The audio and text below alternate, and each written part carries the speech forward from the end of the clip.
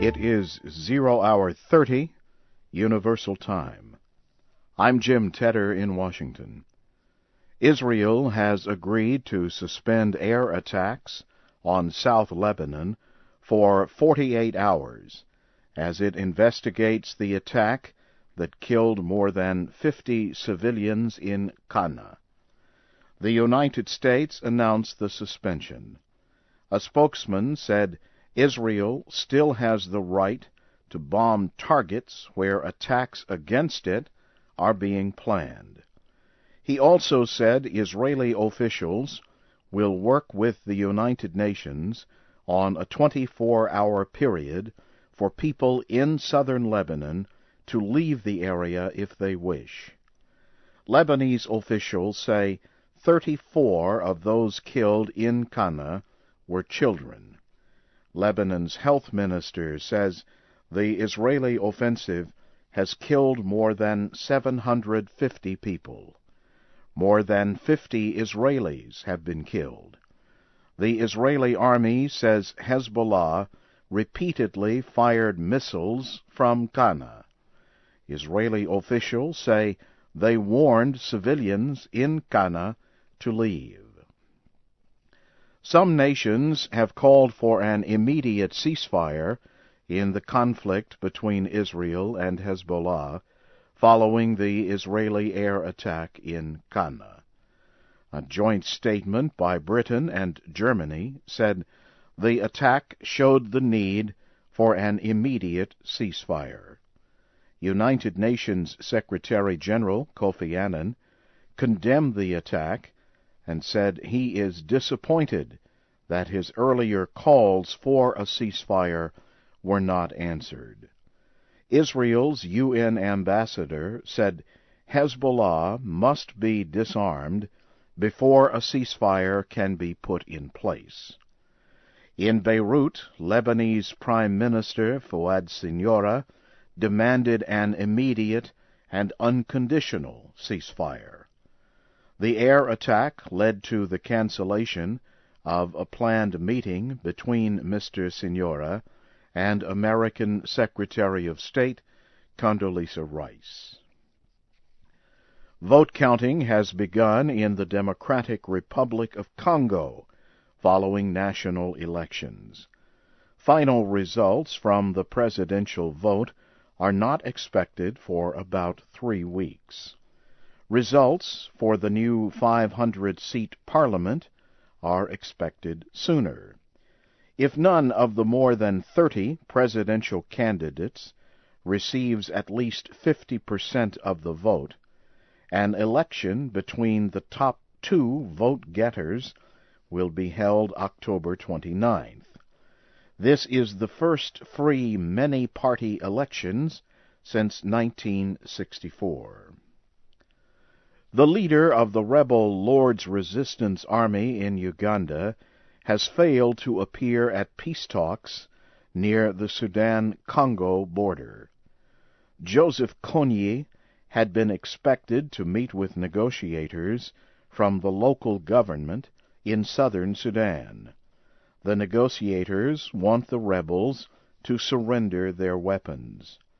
Mr. Kony instead sent his 14-year-old son as a sign of cooperation. The boy did not speak to reporters. Southern Sudanese Vice President Riek Machar said Mr. Kony probably is still talking to supporters and deciding on a position. Ugandan President Yoweri Museveni has offered to pardon Mr. Kony and his top assistants if they give up their weapons. Sudan is observing the first anniversary of the death of former Southern rebel leader and politician John Garang. Mr. Garang was killed 1 year ago in a helicopter crash. Tens of thousands of people gathered outside the capital, Khartoum, to honor the memory of Mr. Garang. The rebel leader became the country's vice president under a peace agreement he signed with the government last year. Sudanese Vice President Salva Kiir and Mr. Garang's wife attended a ceremony for him in the southern capital, Juba. John Garang led the Sudanese People's Liberation Movement. In January of last year, he signed a peace agreement ending more than 20 years of civil war. You are listening to the news in VOA Special English. Police in Iraq say a bomb has exploded near the United States diplomatic office in Kirkuk. 2 people were killed. The bomb was in a car. Also in Iraq, the United States military says 4 Marines were killed in clashes on Saturday in Al-Anbar province. The military has also announced that 3,700 American forces will be moved to Baghdad. Officials say the additional troops in the Iraqi capital will help reduce violence between Shiites and Sunni Arabs. The United States-led coalition in Afghanistan says coalition and Afghan forces have killed at least 26 suspected Taliban fighters. A coalition statement says 8 other fighters were captured during the clash in eastern Paktika province. On Saturday, coalition and Afghan forces killed at least 20 suspected Taliban in Uruzgan province.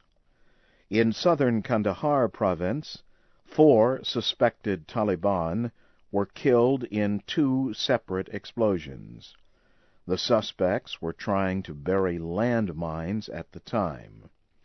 NATO is preparing to take control of security operations in 6 southern Afghan provinces on Monday. Venezuelan President Hugo Chavez is traveling to Vietnam for a 2-day visit. Mr. Chavez and Vietnamese President Nguyen Triet are expected to discuss expanding economic ties between their countries. Vietnam and Venezuela established diplomatic ties in 1989. Earlier, Mr. Chavez visited Iran. Reports say Iranian President Mahmoud Ahmadinejad presented him with a special Medal of Honor during a ceremony at Tehran University. The honor reportedly recognized Venezuela's vote against a resolution about Iran's nuclear program. The resolution called for the International Atomic Energy Agency to report Iran's nuclear program to the United Nations Security Council. British Prime Minister Tony Blair says he and President Bush will make what he calls one final effort to restart world trade talks. He spoke to top media administrators in the western state of California. Mr. Blair said he has not given up hope on the World Trade Organization talks. The Prime Minister reportedly said he and Mr. Bush agreed to try to strengthen the talks. He gave no details. World trade talks ended last week because of strong disagreements between rich and developing nations. And now, briefly, here again is the major news of the hour.